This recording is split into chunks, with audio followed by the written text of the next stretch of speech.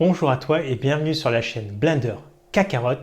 Aujourd'hui, on va créer des cordes avec Geometry Node. Pourquoi? Comme ça, tu pourras les dessiner juste comme ça avec ta souris et ça va générer les cordes automatiquement, ce qui fait que tu vas gagner un temps fou. Alors c'est génial, j'espère que tu es chaud. C'est parti! Donc le cube, comme d'habitude, les raccourcis clavier et souris, je les ai pas mis parce qu'on ne va pas les utiliser aujourd'hui. On va tout faire sur Geometry Node. Donc ici, X, je supprime, Shift A, Curve, Bézier, et on va tout faire avec ça. Donc je remonte ici ma fenêtre, je bascule ma timeline en Geometry Node, comme ceci, j'appuie sur New, et je vais taper Chord, c'est le nom du Geometry Node. Voilà. Voilà. Donc on va commencer par donner la forme du diamètre de la corde, qui sera en 3 cercles comme ça, en rotation tout le long de la corde. Et on va associer évidemment ces cercles-là à la corde.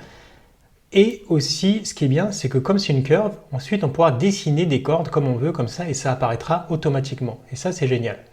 Donc c'est parti. Shift A. On va faire une curve circle et non pas une mesh circle, ne vous trompez pas. Donc ici, curve circle, on va la connecter directement. Donc on a un cercle en curve. Et la résolution, elle est de 32. On va changer en 8. Comme ça, il y aura 8 faces. Comme ceci.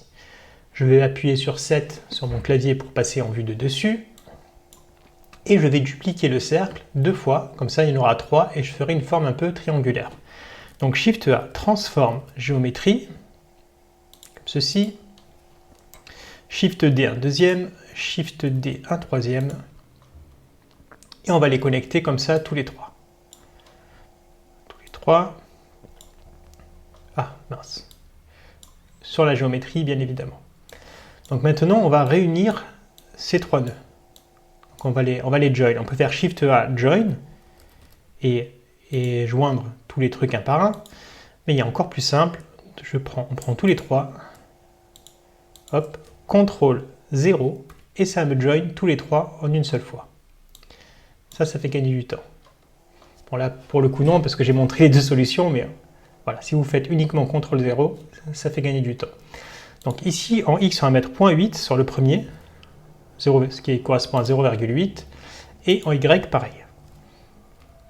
Ok, donc là, il va monter comme ça. Le deuxième cercle, on va mettre moins, du coup, 0,8, moins 0,8 et 0,8 en Y. Comme ça, il va monter et aller à gauche. C'est pour ça que j'ai mis une valeur négative. Le dernier, on va juste le faire descendre un tout petit peu. Donc en Y, on va mettre moins 0,6. Comme ceci, et on a cette forme. Parfait. Donc maintenant, on va joindre cette forme sur notre curve de base. Donc on va connecter la curve. Pour ça, il faut faire un curve to mesh. Donc Shift A, curve to mesh, pour la transformer en mesh, et on va pouvoir éditer le profil. Donc le profil, donc ce qui sera la forme de notre curve, ce sera celle-ci, donc les 3 cercles, comme ça, tout le long extrudé. Alors je vais faire fill caps parce qu'il y a des trous des deux côtés, il faut que la corde soit refermée et non creuse, comme ça elle est pleine, et voilà. Donc j'appuie sur S pour scale. Je vais appuyer sur Tab pour passer en Edit Mode, je vais faire X, je vais tout supprimer, et je vais prendre l'outil Draw. Et on n'a pas besoin de faire ça, là c'est pour le but du tuto, vous montrer vraiment comment ça marche. Donc je vais dessiner une autre corde, comme ceci, qui soit bien plus longue, sinon vous n'allez pas comprendre ce qui se passe. Donc voilà. Donc ensuite, on va faire une rotation de la corde, on va faire Shift A. On va faire Set Curve Tilt, comme ceci, et si je bouge ici mon tilt, ça tourne. Voilà. Mais on veut que ça bouge entre un point et un autre point. Donc on va faire, si on veut que ça bouge entre les vertex, on va faire Shift A et on va mettre un index. L'index, on va le coller évidemment sur le tilt, comme ceci. Voilà. Alors, comme il n'y a pas beaucoup de points, la rotation elle n'est pas terrible, donc on va faire Shift A, Resample Curve, comme ça. Et là on peut mettre le nombre de points peut rajouter. On ne les voit pas parce que c'est procédural, mais là, il y a bien 40 vertices ici. Le mieux, là je vais en mettre 10 pour vous montrer un truc bas, mais tôt ou tard, peu importe le chiffre que vous mettez, même si vous en mettez 20, 30, 100, si vous commencez à trop étirer votre corde, comme ceci, vous voyez, ça perd petit à petit de la rotation. Donc ce qu'on va faire, c'est qu'on va passer au lieu de count en length. Et en length, on va choisir une valeur, voilà, c'est 0,1, c'est trop. Je vais mettre 2, peut-être. 2, pile poil. Oh, purée. Je vous jure, c'est des pas préparés.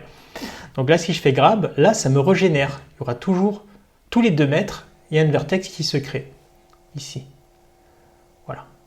Voilà, c'est une corde qui est énorme, mais il n'y a qu'à la réduire avec scale. Voilà. Donc là, on a une corde super. Elle est un peu carrée, enfin, elle est beaucoup carrée. On va la lisser. Hop. Shift A. Subdivision. Surface. Voilà. Et on va en mettre 3. C'est exactement la même chose que le modifier. Donc 3, salade, tomate, oignon. Comme d'habitude, ça on ne change pas, on aime les kebabs. Voilà pour notre corde. Donc après, encore une fois, hein, en edit, il suffit de dessiner et tu dessines la corde que tu veux. N'importe quoi. On va passer en edit mode. J'étais sur annotation et il fallait être sur draw. Là, j'étais sur annotate. Donc voilà, on va refaire la corde qu'on voulait faire, comme ceci, et voilà. Donc maintenant, on va donner un matériel. On va faire Shift A, set matériel, comme ça, dans le nœud. Hop. Et le matériel, on n'en a pas, on va en créer un. On va créer un super matériel animé. Vous allez voir, pour la corde, c'est parfait. Voilà. J'ai trouvé ça en faisant des expériences un petit peu, je ne dirais pas au hasard, mais presque. J'ai testé plein de trucs. Donc ça, on va supprimer directement. Shift A. On va faire une ambient occlusion, comme ceci. Shift A, color ramp. Malheureusement, là, on ne voit rien parce que ce n'est pas attribué à mon geometry node. Donc, ambient occlusion, color ramp. On va aller lui dire dans geometry node que c'est bien ce matériel. Ah, mince, je ne sais pas comment il s'appelle. Je ne l'ai pas renommé. Donc, c'est celui-là. On va l'appeler corde. Comme ça, on sait que c'est ça. Donc le matériel, c'est corde. Je reviens sur Geometry Node. Voilà l'importance de noter tout ce qu'on fait, de nommer tout ce qu'on fait. Donc je choisis corde. Et voilà le matériel que c'est. Là, c'est tout blanc. Et on va aller le régler maintenant sur le shader editor. Parce que j'ai laissé blanc et noir. Hein. Comme on ne voyait pas, j'aurais pu régler au pif, mais bon. Donc voilà. Ici, le noir, je vais venir creuser. Ça, je vais mettre une couleur un peu marron. Et là, je vais mettre une couleur jaune. Comme ceci. Le nom, c'est l'inverse que ça donne.